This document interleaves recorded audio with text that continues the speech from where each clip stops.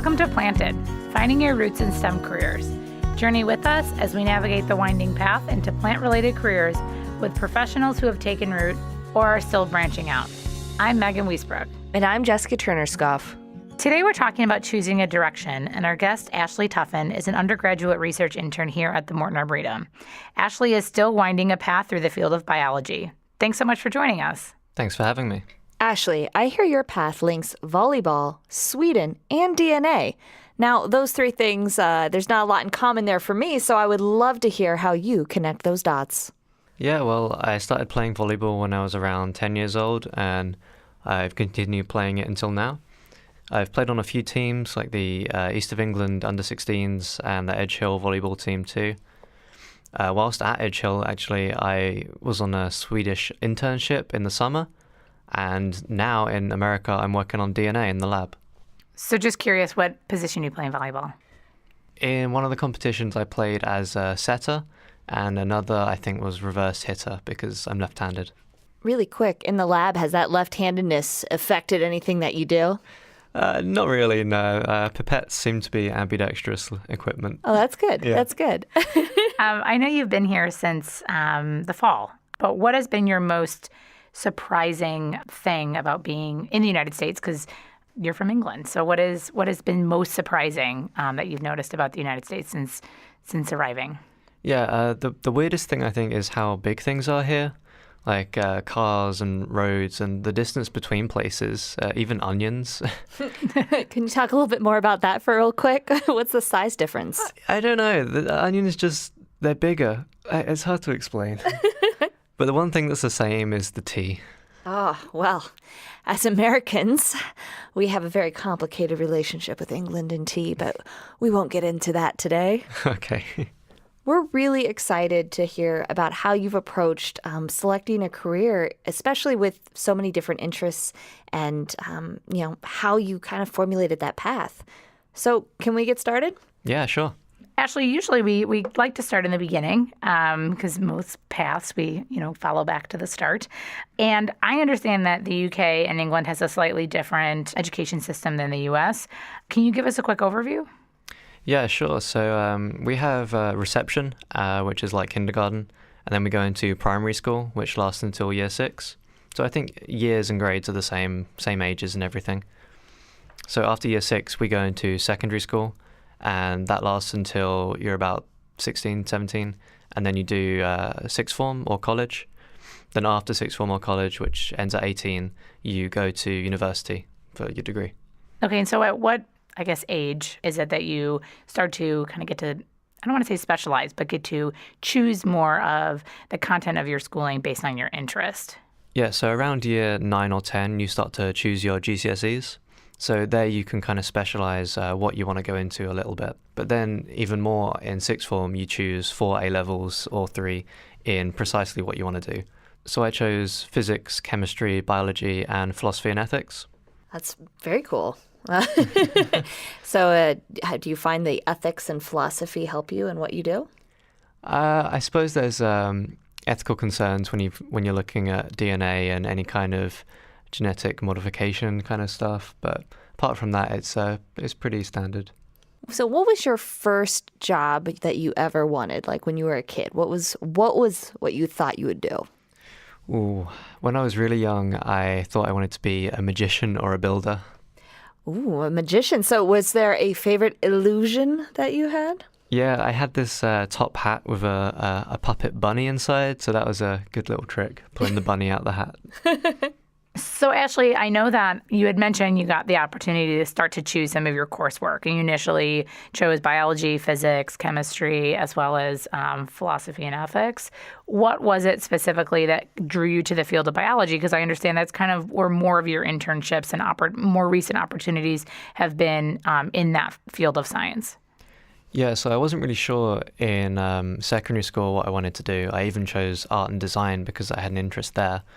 But in sixth form, I chose the sciences and then specialized and chose biology specifically.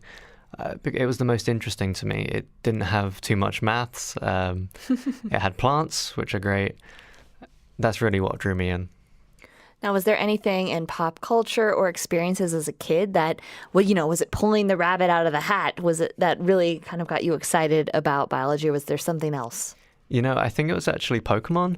Really? Yeah, just like the variety of creatures that can be sorted into different types from different habitats, and they reflect creatures, like animals and plants. So, Do you have a favorite Pokemon?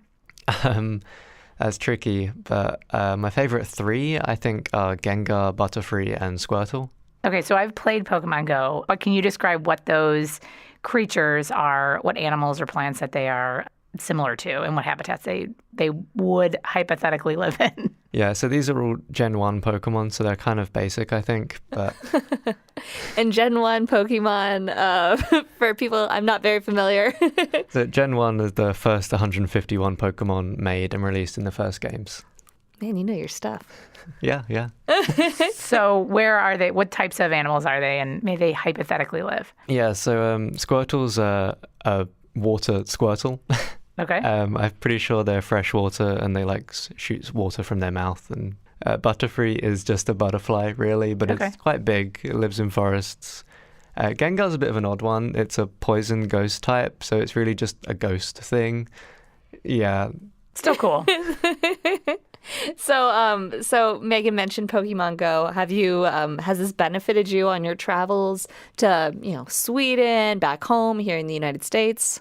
It actually has. It was a really familiar thing when I went to Sweden, and it helped me explore the environment as well and get used to the town. So it was a nice little thing, yeah.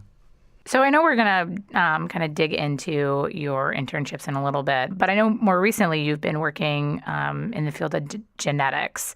What has kind of impacted your decision into kind of diving deeper into that part of biology? Yeah, so I used to think I wanted to do a synthetic biology kind of route, so biotechnology and all that. But after first year, I chose to specialize into genetics.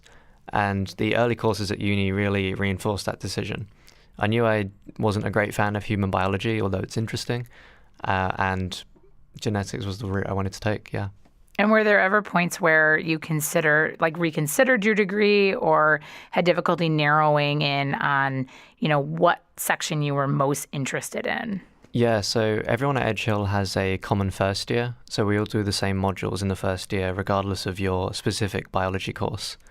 And I knew I wanted to do genetics in some way, but I wasn't sure how. So I actually went and chose ecology and conservation as a course before switching on to genetics. Now, you've done internships both here and in Sweden. Did those internships, were the projects really genetic focused? Was there other things that you got to do with them? Can you kind of talk about how those internships kind of shaped the direction you took your career based on your interests? Yeah, so Sweden was more ecology based, and although I enjoy fieldwork in some regards, like exploring new places and sampling and traveling, I'm not a big fan of insects. So that kind of reinforced my opinion on fieldwork and how I wasn't so keen on it all the time. What were some of I know you mentioned that you got to travel a little bit in your internship within Sweden. What were some of the things you were doing with that more of an ecology focus within that internship? So what were some of the, I don't want to say field projects, but opportunities that you got to do in the field? Yeah, so probably the most exciting was going up into the Arctic Circle and hanging insect traps in a forest. But other things included sorting through insects from the previous year, a study on beetles and their preference for GM versus natural plants, and as well as a log decomposition study. What do you mean by, can you just clarify what you mean by GM? Genetically modified. So it was some genetically modified aspen versus wild type aspen. You mentioned that insects weren't your favorite thing. It sounds like this internship you had in Sweden was very insect heavy, especially even down to doing field work in the Arctic Circle in summer, which from my own experience, I had to wear a whole mesh contraption because the mosquitoes were so bad. So would you say that, internships can be valuable to show you what you like to do and what you don't like to do? Yeah, definitely. It did show me that some aspects of fieldwork were more enjoyable to me than others, and definitely also the target organisms too. So insects aren't necessarily my thing, but fieldwork is still enjoyable in other ways, yeah. And I know in your current internship, it's not been insect focused. It has been a little bit more plant focused. Can you talk a little bit about what types of projects that you've got to participate here at the Morton Arboretum and Field Museum as part of your current internship, kind of what that looks like? Because I know you've had opportunities in the field as well as in the lab, and what both of those projects look like. Yeah, so at the Morton Arboretum, I've been on the prairie project, and that's an experimental prairie we've got down at Warefield, and we've got loads of plots with different assemblages of plants there. So my day-to-day life there is cycling down to the prairie, sorting through these plots and identifying them to species, cutting biomass and then bagging that. Can you tell us a little more about what you mean by cutting biomass and bagging it? Yeah, so any of the plant that's above the soil level, we would cut and just put it in a bag to take back to the Arboretum to dry it. So we put it in an oven for 48 hours to get rid of the water, so we can assess how productive that plant had been over the growing season. And then what opportunities have you gotten to do in the lab with plants? Yeah, so at the Field Museum, I've been working on various white oaks. We've already got DNA extracted from them, so that looks like us just fragmenting the DNA, cleaning it up, adding a barcode, and then eventually pulling it together into a big library. And I understand that there's a pretty cool machine you get to use to fragment the DNA. Can you give us the name and kind of describe how it is that works? Yeah, the sonicator is a good machine. Basically, we put the DNA in, and it screams at the DNA to break it up into smaller fragments. Oh, cool. That's really neat. Yeah. How big is it? Like a fair-sized toaster oven. Very cool. I know that you've been doing all this work here, you've been doing this work in Sweden, but yet you're from England. How do you keep in contact with people? Do you have a way that you communicate your experiences or anything like that? Yeah, so when I went to Sweden, I started up a blog, actually. And this started as being mainly a document of the work I was doing, since it was so varied in Sweden. But it's kind of morphed as well into a more personal journal, I guess, of other experiences over in the US. So, any friends I've seen farther away, like in Utah. And but really, it's just a good way to keep in touch with people back home. I mean, it's fantastic. We're going to include it in our bonus content to have the Brit's eyes on the American Sweden experience. And I personally love when, for Christmas time, you made a Christmas tree out of Amazon boxes. Oh, yeah. Well, you got to make do. It sounds like you've gotten to see and do a lot of really interesting things that have helped you decide maybe what's next and what's coming next for you. What has been the best and coolest thing you've gotten to do so far in your career? I think the best part of these internships and my career so far has been getting to meet such great people. So both at work and outside of it, I've met people I never would have otherwise. So really, it's just been a great experience in meeting people with different backgrounds. Now, you're being guided by your interests into this career. And, it's always good to stop and reflect and kind of think about moving forward. Do you have any short-term goals that you really see for yourself or you hope to see in advancing your situation? Yeah, so I'd love to get my name on a paper, really. Like, not a first author, I think that's a fair way off yet, but just on there so I can point at it and be like, hey, look, I did that, I helped out. And what about a long-term goal? I mean, in a broad sense, just to help, really, just to increase our understanding of the natural world and preferably help preserve it and, conserve what we have of it. I think that your short-term goal of having a published paper really fits nicely with your long-term goal because, you want to advance the understanding of how the world works through genetics and, that ultimately informs a lot of conservation action. So it's really nice that you have this short-term goal that really leads nicely into a long-term, and I know that you're going to be able to accomplish all of them. Oh, thank you. So I know you've been talking a lot about kind of narrowing your focus and how your internships have helped kind of guide maybe what you want to do next or what both your short-term and your long-term goal may be. But have you also had anyone along your path, a teacher, a mentor, who has helped kind of guide you and help you make some of those decisions when you are, at a point where you're unsure of what to do next? Yeah, my personal tutor, Paul, really helped out, especially when I was unsure of what degree I wanted to specialize into. So he really helped present which modules were available to me and what he thought I should do if I wanted to take a certain path. Also, when I was struggling after an exam, he, helped me out there saying, it was all fine and I would do fine in the next one. And I did. So, he's been a great help. And over here too, Andrew has been a great supervisor leading me on these 2 projects that I've been a part of. And that's Andrew Hipp, who was our guest on episode 1. It makes sense that one of the best things that you've gotten out of your internships have been the people, and that you have these, people are helping you kind of guide your way as well.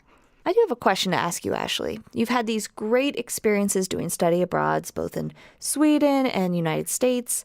Now, would you recommend the experience? And if so, what would have been the best parts professionally and personally for you for doing these things? Yeah, definitely. I would 100% recommend one of these experiences, like either a study abroad or a work abroad experience. They're great personally, just to, meet new people is the main thing for me, but also just to live in a different country, to see different cultures and have that experience. And professionally, of course, you gain skills and techniques in your field. So that's really useful and a great addition to your CV. And, of course, Pokemon Go. Oh, of course. Yeah, you need to get those regional variants, yeah. So, Ashley, we do have one last question for you, and we are going to make you pick just one. I know you had 3 favorite Pokemon. And we'll let it slide this time, that's but fair. One plant. Can you tell us what your favorite plant is? Okay, well, I think I'll have to go with the oak genus. That's it. That's a good loophole right there. That's a good loophole. Yeah, I know it's typical, but they're a good one. There was this one oak at my primary school in the field, and it was just a good sturdy tree. And also, oak's the name of the first Pokemon professor. So Full circle. Full circle. I love it. Well, speaking of full circle, it's just been great hearing your experiences and how your interests have really guided you to where you are now. And I know that you are on just an awesome career trajectory. I mean, you're making great strides in internship at the Field Museum, the Morton Arboretum, and study abroads in 2 countries. We are very excited to follow your career, Ashley. Thank you. I'm excited to follow it myself. This episode of Planted, Finding Your Roots in STEM Careers, was made possible by the Morton Arboretum and Multimedia Services at College of DuPage.